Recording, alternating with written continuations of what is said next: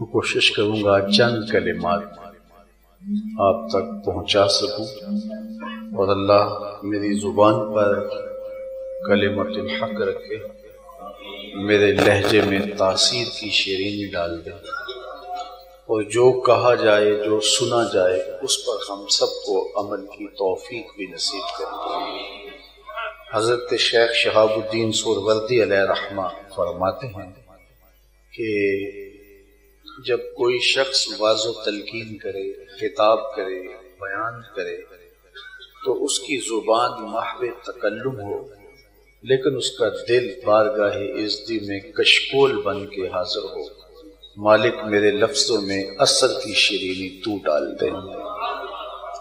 تو میں بارگاہ عزتی میں دعا گو ہوں کہ اللہ ان باتوں میں جو عرض کی جا رہی ہیں، جو ہمارے نفع کی باتیں ہیں، ان پر ہمیں توفیق عمل دے، اور جن چیزوں سے اعتقاد میں پختگی آتی ہے تو اس سے عقیدوں کو استحکام نصیب ہو، جو ہماری کوتاہیاں ہیں ان سے درگزر فرمایا جائے۔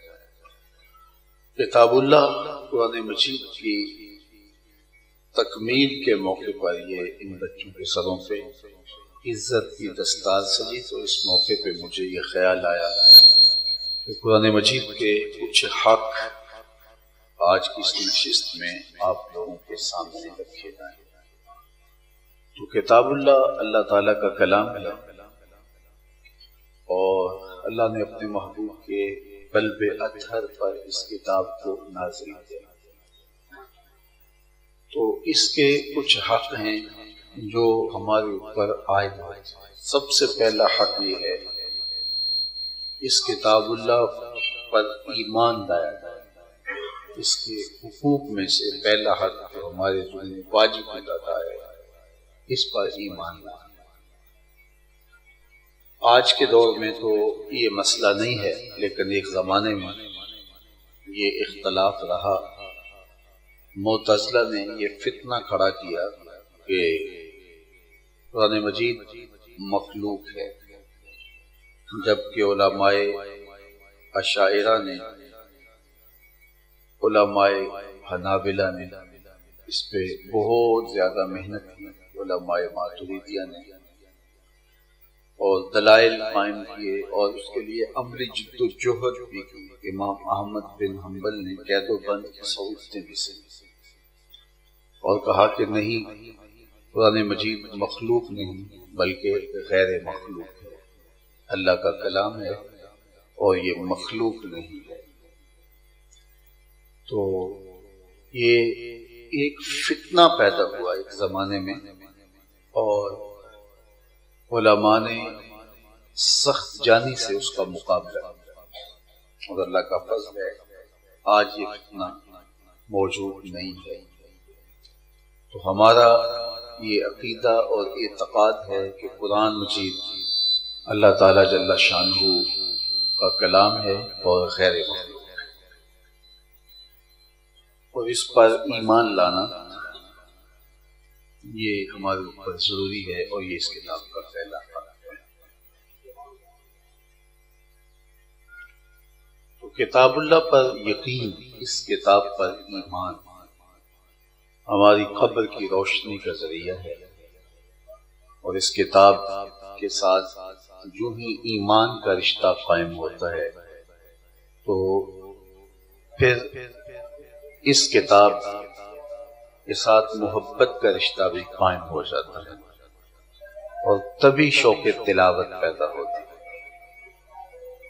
اور یہ اس کتاب کا پھر دوسرا حق بنتا ہے۔ ایمان کی مضبوطی تلاوت کے اندر لطف پیدا کرتی ہے۔ جب انسان اس تصور میں ڈوب کے قرآن پڑھ رہا ہوتا ہے کہ یہ میرے رب کا کلام ہے، تو پھر کیفیات کی عرض کیا کہ قرآن مجید کا پہلا حق جو ہمارے ذمہ واجب ادا ہے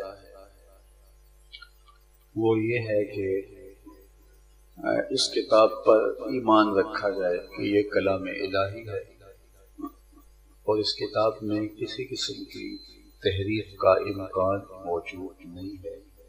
اس لیے کہ اس کی حفاظت اللہ نے اپنے ذمہ کرم کر. جب یہ یقین کامل ہوتا ہے کہ کلام الہی ہے تو پھر اس کی تلاوت کرتے ہوئے ایک حظ نصیب ہوتا ہے، ایک لطف آتا ہے کہ میں یہ وہ پاکیزہ کلام پڑھ رہا ہوں جو کلام الہی ہے اور حضور کے قلب اطہر پہ اس کا نزول ہوا ہے. ایک تیقن کا جہاں آباد ہوتا ہے اور پھر لفظوں کی مہک روحوں کو اور قلوب کو ایسی معطر کر دیتی ہے کہ اس کے اثرات انسان کی روح میں جذب ہوتے ہیں اور اس کے قلب میں پیوست ہو جاتے ہیں. تو یہ یقین بہت بڑی دولت ہے. یہ ایمان اس کتاب پر ہمارے بہت سارے دکھوں کا مداوع ہے اور ہماری بیماریوں کا علاج. یہ ایمان ہی ہماری قبر کی روشنی ہے، ہمارے باطن کا چراغ ہے اور ہمیں عمل کی طرف راغب اس ایمان کی پختگی سے ہونا نصیب ہوگا.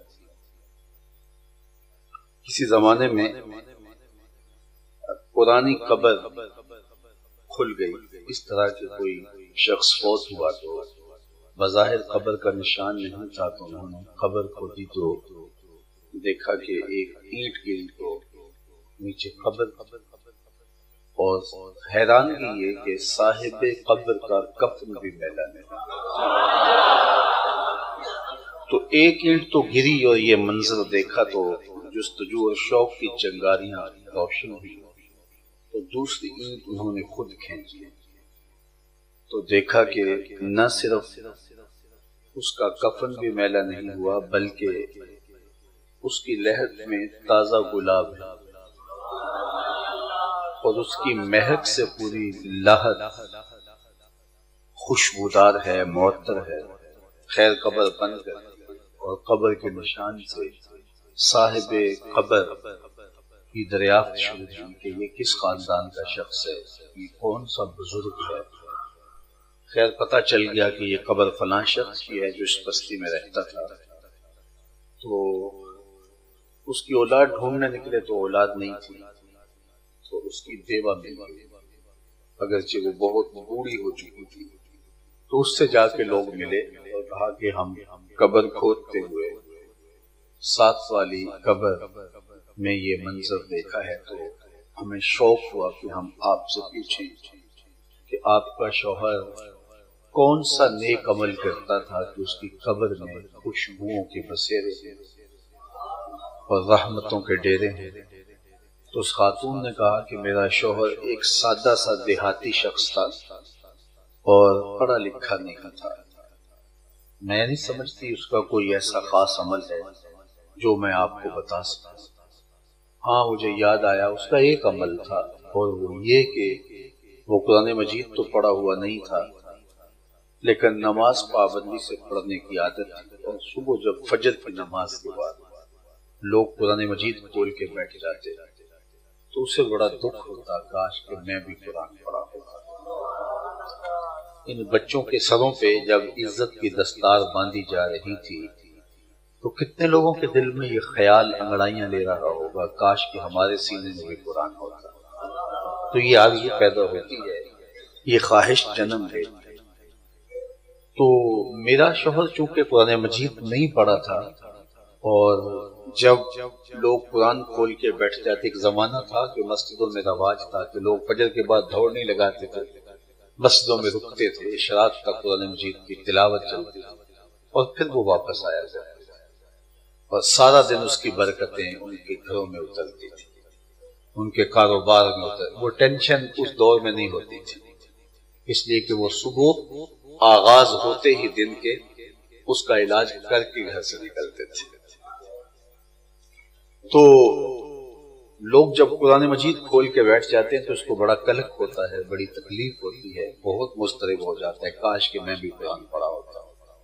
تو وہ دکھی اور بوجھل قدموں سے وہ گھر آتا ہے اور اپنے درد کا مداوع اس طرح کرتا ہے کہ اوپر طاق میں پڑے ہوئے قرآن مجید کو اٹھاتا ہے. یہ اس کی زندگی کا معمول رہا.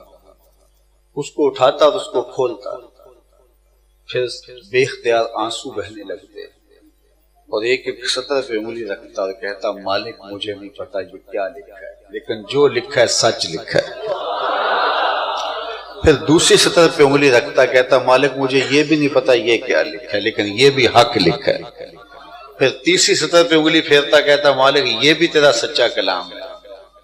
تو وہ ایک یا دو صفحات پہ روز یوں انگلیاں پھیرتا اور یہی کہتا مالک یہ بھی سچ ہے، یہ بھی حق ہے، یہ بھی تیرا کلام ہے، یہ بھی سچائیوں اور جو ہے وہ حقیقتوں کا نور ہے، اور یوں انگلی پھیرتا چلا جاتا، آگے بڑھتا چلا جاتا اور ساتھ آنسو بہاتا۔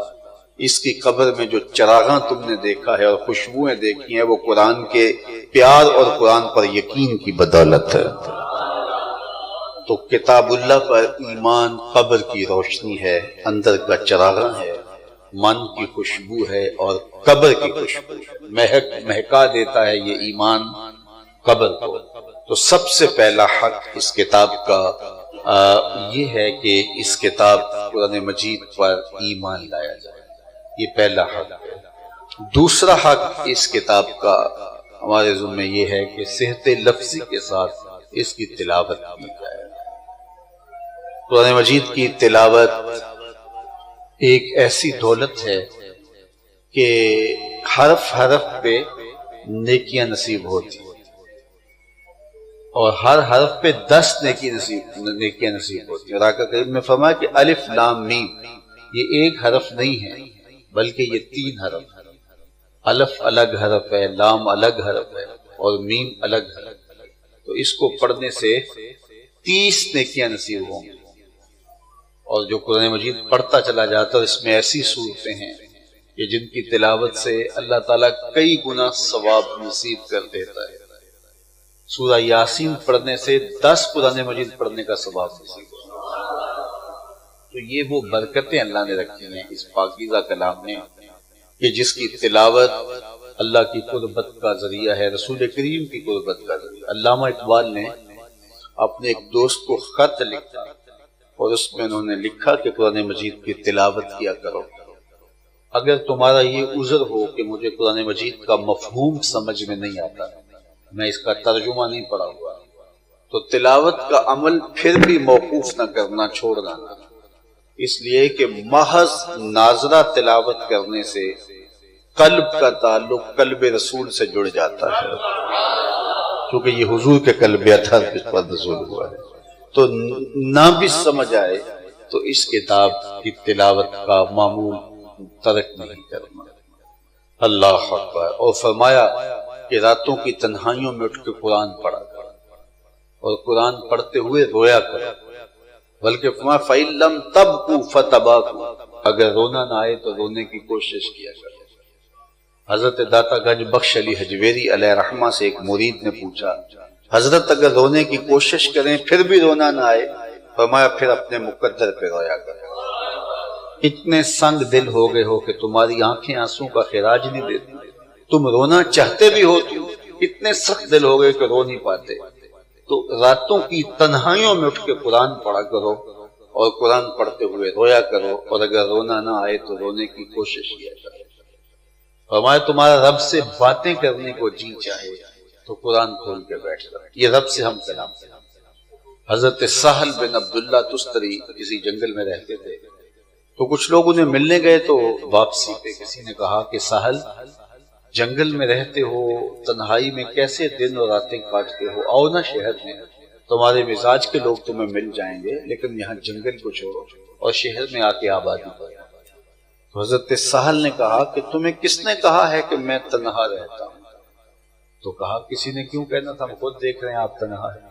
تو کہا تم نے غلط دیکھا، میں تنہا نہیں ہوں، جب میرا اس سے باتیں کرنے کو جی چاہتا ہے تو میں نماز کے لیے کھڑا ہوتا ہوں، اور جب اس کی باتیں سننے کو جی چاہتا ہے تو قرآن کھول کے بیٹھتا ہوں، تو کبھی اپنی سناتا رہتا ہوں، کبھی اس کی سنتا رہتا ہوں۔ تمہیں کس نے کہا میں تنہا رہتا ہوں، میں تو دم دم اپنے رب کے ساتھ رہتا ہوں۔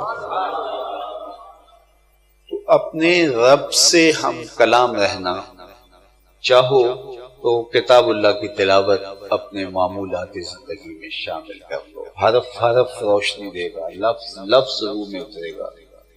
اور اس کتاب اللہ کی برکتیں قبر کا چراغاں بھی ہے، سینے کی روشنی بھی ہے، اور حشر کے اندھیروں میں بھی قرآن چراغ بن کے تمہیں راستہ دے گا۔ دوسرا حق ہے کہ صحت لفظی کے ساتھ کتاب اللہ کی تلاوت کی جائے۔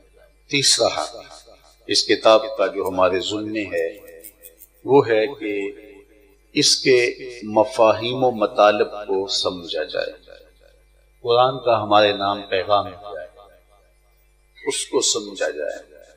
عمومی طور پہ ہم قرآن مجید کے مفاہیم و مطالب کو عجمی ہونے کی وجہ سے نہیں سمجھ پاتے، اور ہم دیگر علوم و فنون میں بہت محنت کر کے بہت آگے جانا چاہتے ہیں، لیکن قرآن مجید کے حوالے سے ہم صرف واجبی سا پڑھنا سیکھ لیں تو بس اس کو اپنے لیے کافی سمجھتے ہیں، جبکہ یہ ہماری آخرت کی بہتری کا ضامن ہے، اور اس کو سیکھنا اور اس کے مفاہیم و مطالب کو سمجھنا یہ ہمارے اوپر ضروری ہے۔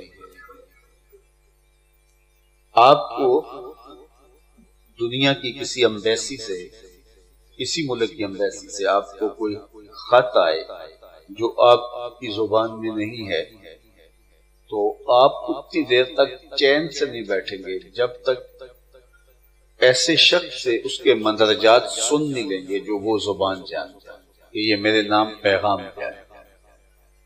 تو صاحب، جب کسی ایسے خطے سے، ایسے ملک سے کوئی خط آپ کے نام کسی دوسری زبان میں آتا ہے جس کو آپ نہیں جانتے، تو اتنی دیر تک آپ کو قرار نہیں ملتا جب تک ایسے شخص سے اس کے مفاہیم کو سمجھ نہیں لیتے کہ یہ خوشی کی خبر ہے یا کوئی غم کی بات ہے جو مجھے اس خط میں بتانے کی کوشش کی گئی ہے۔ تو یہ قرآن آپ کے نام رسول کریم صلی اللہ علیہ وسلم کی معرفت رب کا پیغام ہے۔ اس کو دیکھیے، اس کو سمجھیے، اس کو اہل علم کے پاس بیٹھ کے جانیے کہ یہ ہمارے رب نے ہمارے نام پیغام کیا دیا۔ ورنہ وہ میں نے دیکھا ہے محافلے اس نے قرات میں کہ وہ قاری پڑھ رہا ہے کون قرادۃ خاسئین، اور لوگ سبحان اللہ کہہ رہے ہوتے ہیں، انہیں یہ نہیں پتا ہوتا کہ یہ کیا پڑھ رہا ہے، اور یہ موقع سبحان اللہ کہنے کا ہے، یہ استغفر اللہ کہنے کا ہے۔ تو اس لیے ہمیں قرآن مجید کو سمجھنا چاہیے۔ یہ اس کتاب کا تیسرا حق ہے جو ہمارے ذمہ ہے۔ اس کتاب کو سمجھنے کے لیے ہمیں وقت دینا پڑے گا۔ مدارس دینیہ کے اندر اپنا بچہ داخل کروائیں، 8 سال کا نصاب پڑھے، یہ سارے لوگ نہیں کر سکتے۔ ویسے بھی علماء سے پوچھئے کہ یہ اگر محلے میں ایک شخص پورا عالم ہے تو کفایت ہو گئی، وہ باقی لوگ بھی گناہ گار نہیں ہوں گے اگر ایک بستی میں، ایک محلے میں ایک شخص ہے جو دینی علوم کو تفصیل سے جاننے والا ہے۔ لیکن قرآن مجید سیکھنا، قرآن مجید جاننا یہ تو سب پر ضروری ہے تاکہ وہ اس کے مفاہیم سے آگاہ ہو سکے۔ تو ترجمۃ القرآن پڑھنے میں کوئی وقت نہیں لگتا، روزانہ کا 1 گھنٹہ بھی آپ نکالیں اور اپنے محلے کے عالم دین کے پاس جائیں، یا آپ کے گھر میں ترجمہ کنز الایمان موجود ہوگا تو وہاں سے قرآن مجید کے مفاہیم کو سمجھنے کی کوشش کریں، اور جہاں آپ سمجھتے ہیں کہ مجھے سمجھ نہیں آ رہی، وہاں عالم دین کے پاس جا کے 8 دن کے بعد اتوار کی چھٹی ہے تو 1 گھنٹہ لے لیں اور جا کے وہ پورے ہفتے کے اسباق میں سے جہاں آپ اڑ گئے ہیں، پھنس گئے ہیں، وہاں جا کے رہنمائی لے لیں۔ تو 1-2 سال کے اندر آپ قرآن مجید کا ترجمہ، اس کا مفہوم، اس کا پیغام سمجھ جائیں گے۔ اور اگر اللہ آپ کو فرصت دی ہے تو زیادہ دیر علماء کی صحبت میں بیٹھیں۔ علماء کی صحبت کبریت احمر کا درجہ رکھتی ہے، سرخ گندک، یہ گناہوں کو جلاتی ہے اور جو ہے وہ باطن کی روشنی کا سبب ہے۔ ان کی صحبت میں بیٹھنے والا اللہ کی خاص رحمتوں سے مالا مال ہوتا ہے۔ تو اس لیے قرآن مجید کو اس کے مفہوم کے ساتھ سمجھنا بہت ضروری ہے۔ تیسرا حق اس کتاب کا، چوتھا حق اس کتاب کا جو ہمارے ذمہ لازم ہے وہ یہ ہے کہ اس کے تقاضوں پہ عمل کیا جائے، جو ہم نے سمجھا ہے اور جو اس قرآن کی منشا ہے اس پر ہم عمل کریں۔ یہ کتاب عمل ہے، یہ ہمارے نام ہمارے حضور کی وساطت سے ہمیں میسج دیا گیا ہے کہ تم نے زندگی کیسے گزاری۔ حضرت انسان کو بتایا گیا ہے، یہ آپ موبائل خریدنے جاتے ہیں تو اس کے ساتھ ایک چھوٹی سی بک دیتے ہیں آپ کو، یہ مائک خریدنے جاتے ہیں، موٹر سائیکل لیتے ہیں، جس بھی کمپنی کا کہ کوئی بھی چیز آپ خریدتے ہیں تو وہ اس کے ساتھ ایک چھوٹی سی بک دیتے ہیں جس میں اس کا طریقہ استعمال لکھا ہوتا ہے، اور اگر اس کے مطابق آپ اس کو استعمال کریں تو اس کے دیر پا فوائد اور ثمرات سمیٹ سکتے ہیں۔ اور اگر جس نے یہ مائکرو فون دیا، جس نے یہ ایمپلیفائر دیا، اس بک کو آپ نظر انداز کر کے اپنی خواہش سے چلانے لگ جائیں گے تو یہ خراب ہو جائے گا۔ تو جس کمپنی نے کوئی چیز بنائی ہے تو اس کو استعمال کیسے کرنا ہے اس کمپنی سے ہی پوچھنا پڑے گا۔ حضرت انسان کو رب نے بنا کے دنیا پہ بھیجا، ساتھ بک بھیجی قرآن مجید، کہا اس کو پڑھتے جاؤ، زندگی گزارتے جاؤ، زندگی کا لطف نہ آیا تو پھر کہنا۔ لیکن ہم اس زندگی کو اپنی خواہش کے مطابق گزارنے لگیں گے تو ٹینشن ہی ہوگی، مصائب ہی ہوں گے، مسائل ہی ہوں گے، الجھنیں ہی ہوں گی، مشکلات ہی ہوں گی، پریشانیاں ہی ہوں گی، دکھ ہوں گی، زندگی پھر عذاب بن جائے گی۔ وہ پھر شاعر ہوگا تو بولے گا کہ زندگی ہے یا کوئی طوفان ہے، ہم تو اس جینے کے ہاتھوں مر چلے۔ میاں اس جینے کے ہاتھوں مرنا کیوں تھا؟ یہ تو زندگی تھی، یہ تو حیات تھی، لیکن یہ حیات طیبہ تب بنتی جب کتاب اللہ کے تقاضوں پہ عمل کرتے، پھر زندگی گزارنے کا لطف نصیب ہوتا اور زندگی گزارنے کا سرور نصیب ہوتا۔ اس لیے ہم نے اس کے تقاضوں پہ عمل چھوڑ دیا ہے۔ یہ کتاب ہمارے نام رب کا پیغام تھا۔ میں نے یہ حدیث جب پہلی مرتبہ پڑھی تو وجد سا طاری ہو گیا، بدن پہ کپ کپی طاری ہو گئی کہ قرآن وہ اللہ کی لٹکتی ہوئی رسی ہے جس کا ایک سرا تمہارے ہاتھ میں ہے، دوسرا سرا تمہارے رب کے دستے قدرت میں ہے۔ تو نشہ طاری ہو جاتا ہے بدن کے اوپر کہ یہ وہ پاکیزہ کتاب ہے، غیر متبدل، بغیر کسی تحریف کے 14 صدیاں قبل جس طرح حضور کے قلب اطہر پہ یہ کتاب نازل ہوئی تھی، ایک زیر زبر کے فرق کے بغیر آج بھی اسی حالت کے اندر ہمارے پاس موجود ہے۔ اس کے کمالات اور اس بحر ذخائر کے موتی ختم نہیں ہوئے ہیں، آج بھی یہ روشنیاں بانٹتے، آج بھی یہ اجالے دیتے۔ اتنا بڑا سرمایہ حیات تو ہمارے پاس، اور ہماری زندگی پریشانیوں میں، دکھوں میں، اذیتوں میں اور مصیبتوں میں گزرے قرآن کے ہوتے ہوئے، لیکن قرآن ہے ہمارے پاس لیکن پرچھتی پہ پڑا ہوا ہے، طاق میں پڑا ہوا ہے، کمرے میں پڑا ہوا ہے، غلاف میں لپٹا ہوا ہے۔ ہم نے اس قرآن کو پڑھا ہی نہیں، اور اگر پڑھا بھی ہے تو ہماری ترجیحات اس کے پڑھنے کی اور ہیں۔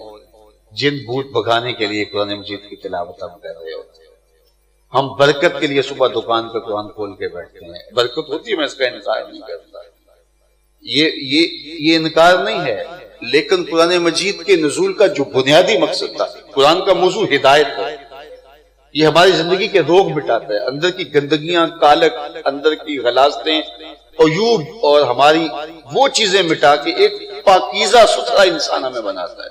لیکن قرآن مجید کی تلاوت ہم اس نقطہ نظر سے نہیں کرتے۔ قرآن مجید کے پڑھنے سے آپ کے گھروں میں برکت ہوگی، اس میں کوئی شک نہیں ہے۔ مرنے والے کی روح کو اصالِ ثواب کرو گے تو یقیناً اس کی قبر میں نور اترے گا، روشنی ہوگی۔ آپ نے فیکٹری بنائی ہے، گھر بنایا ہے، بچوں کو بٹھایا، قرآن مجید پڑھایا، کیوں برکت نہیں ہوگی؟ ضرور ہوگی۔ قرآن مجید کے کلمات نور کا دم کرو تو قرآن کے نور کے مقابلے میں کوئی نار ٹھہر نہیں سکتی، اس میں کوئی شک نہیں ہے۔ لیکن کیا قرآن مجید کے نزول کا جو بنیادی مقصد تھا وہ یہ تھا؟ اقبال کہتے ہیں ببندے صوفی و ملا اسیری حیات از حکمت قرآن گیری و آیاتش ترا کار جزی نیز یاز یاسین او آسان بگیری۔ تو جاہل صوفی اور کاہل ملا کے ایسے پھندے میں پھنسا کہ تو نے قرآن سے زندگی ہی تلاش نہ، قرآن کی آیات سے تجھے صرف اتنا سروکار رہ گیا کہ جب تیرے بوڑھے کی روح اٹک گئی تو سورہ یاسین لے کے بیٹھ گیا کہ میں اس کی تلاوت کروں اور اس کی روح آسانی سے نکل جائے۔ اقبال کہتے ہیں اس میں کوئی شک نہیں ہے کہ اس سے مرنے والے کو فائدہ ہوتا ہے، اس کی روح آسانی سے نکل جاتی ہے، اس پر سہولت ہو جاتی ہے۔ لیکن افسوس کی بات ہے اس کتاب سے تو نے مرنا ہی سیکھا، کاش اس کتاب سے جینا بھی سیکھ لیا ہو۔ اس کتاب سے جینے کی راہ بھی تلاش کر، یہ کتاب زندہ ہے، کتاب زندہ قرآن حکیم، حکمت او لا یزال استو قدیم۔ بلکہ آگے چل کے اقبال کہتا ہے فاش می گوئم کے در دل مزمرست این کتاب نیز چیزیں دیگر۔ میں کھل کے نہ کہہ دوں جو میرے سینے میں چھپا ہے، یہ کتاب نہیں، یہ کوئی اور ہی شے ہے، پستیوں سے اٹھا کے بلندیوں تک پہنچانے والا صحیفہ رحمت ہے۔ وہ قوم جو حروف آشنا اور سواد آشنا بھی نہیں، اس قوم کو کہاں سے کہاں تک یہ کتاب دے گی۔ اور جب ہم رسوائیوں کے گڑھوں میں گرے تو اس کا سبب اس کتاب سے نہیں تھی۔ آج بھی اس کتاب کو ہم تھام لیں تو دنیا کی غالب قوم بن سکتے۔ اقبال نے جب شکوے کی زبان کھولی تو لہجہ تلخ ہو گیا، فتویٰ بھی متوجہ ہوا، لیکن جب جواب آیا تو سارا نشہ اتر گیا۔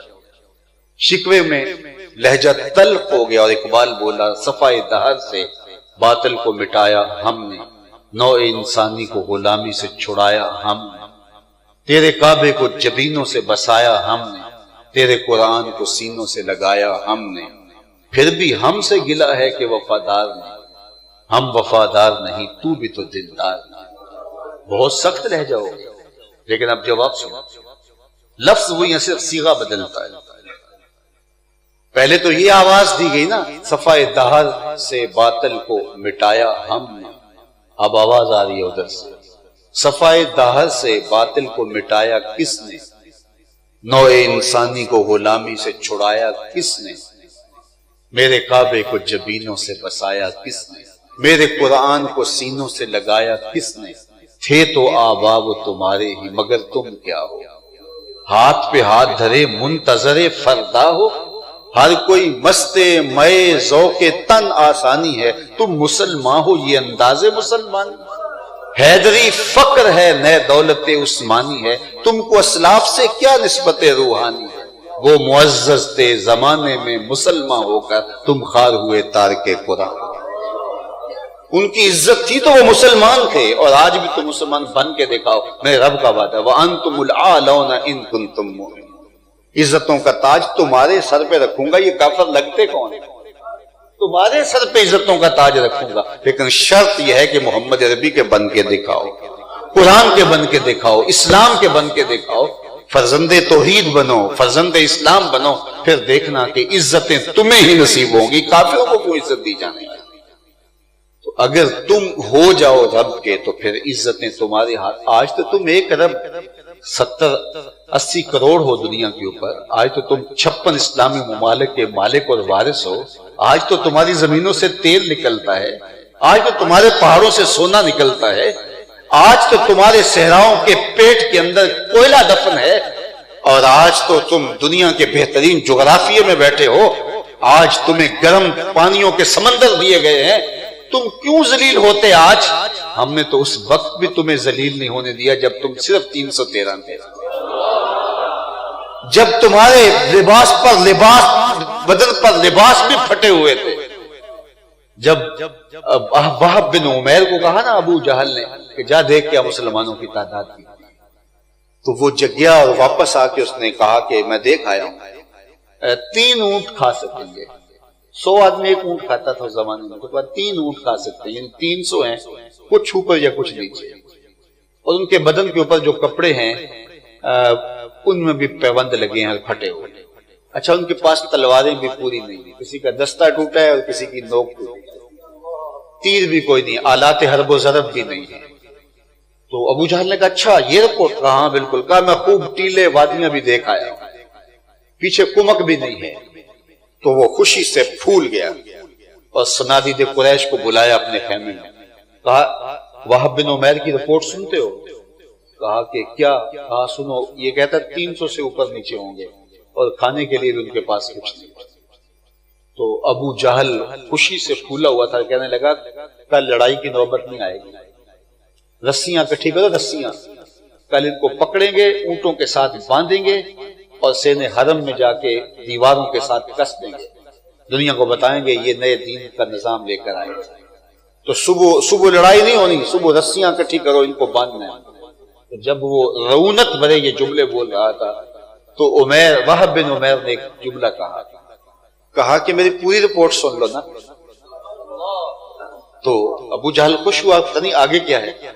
یہ تو سنا دیا کہ کپڑے پھٹے ہوئے ہیں، یہ بھی سنا دیا کہ بدن پہ پورا لباس بھی نہیں ہے، یہ بھی سنا دیا کہ کھانے پینے کی چیزیں بھی نہیں ہیں، یہ بھی سنا دیا پیچھے کمک بھی نہیں ہے، یہ بھی بتا دیا کہ جس کھجور کو چوس کے روزہ رکھتے ہیں اسی کو چوس کے کھولتے ہیں، یہ بھی بتا دیا کہ وہ بہت تعداد میں قلیل ہیں، یہ بھی بتا دیا کہ کمزور ہیں. تو کہا ہاں آگے بتاؤ. کہا تم کہتے ہو رسیاں اکٹھی کرو، میری بھی ایک بات مان لو. کہا کیا؟ کہا میرا مشورہ مانتے ہو تو رات کی تاریکی میں بھاگ سکتے ہو تو بھاگ جاؤ. کہا کیا بول رہے ہو؟ کیا جو تم نے رپورٹ دیا وہ غلط ہے؟ کہا نہیں وہ سچ ہے.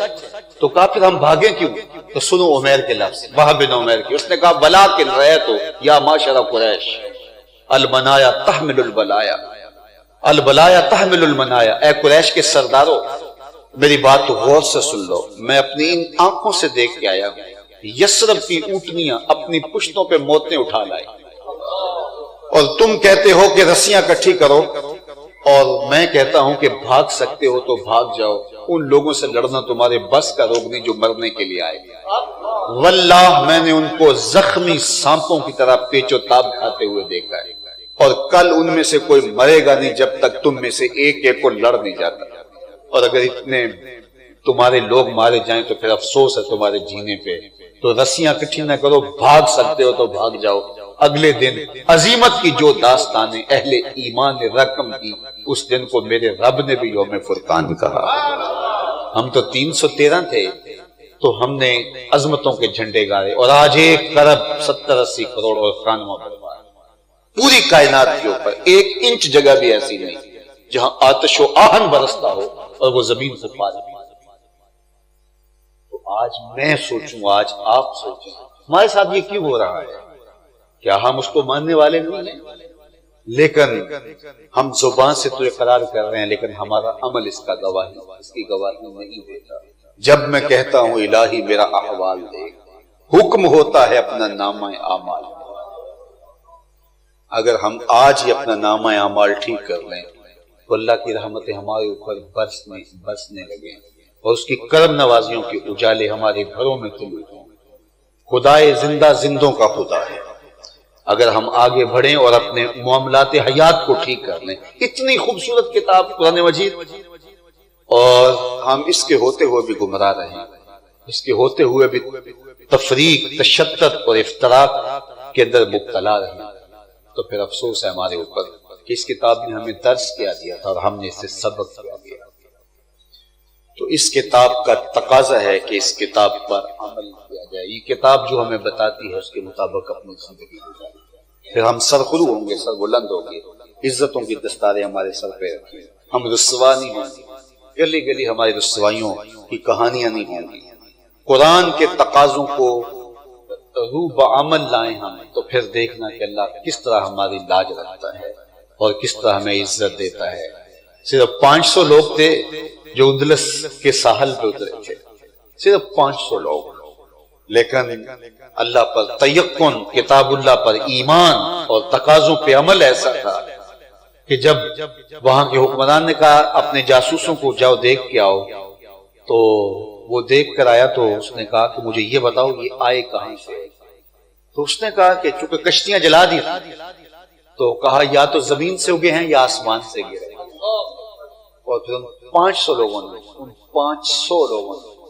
جو پھر دھاک بٹھائی، اور اللہ نے وہاں اندلس کے اندر مسلمانوں کی عظمتوں کے جو جھنڈے گاڑے. آج بھی وہاں جو ہے وہ کھجوروں کے درخت دیکھتے ہیں تو وہ ماضی یاد آتا ہے.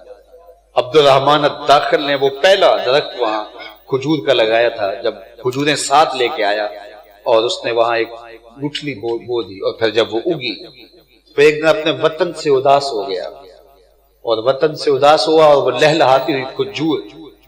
تاریخ مکری میں وہ سارا قصیدہ موجود ہے.